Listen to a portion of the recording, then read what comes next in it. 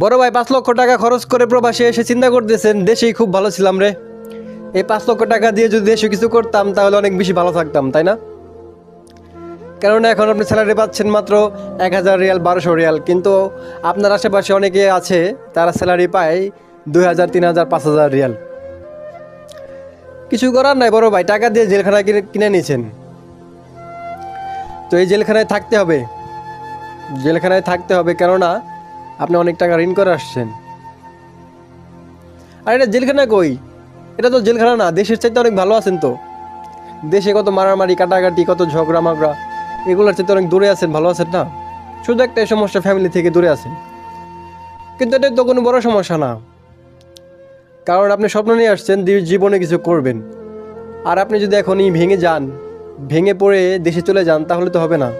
আপনার স্বপ্ন যদি পূরণ না করতে পারেন তাহলে তো আপনাকে মানুষ না। আপনার স্বপ্নকে আপনাকে পূরণ করতে হবে। এখন আপনার হয়তো 1000 রিয়াল, 1200 রিয়াল, 2 বছর কাজ করেন না, দেখেন 2 বছর পরে হয়তো আপনার স্যালারি হবে 2000 রিয়াল, 3000 রিয়াল। তো চিন্তা কিসের ভাই? চিন্তা করবেন না, একদমই চিন্তা করবেন না।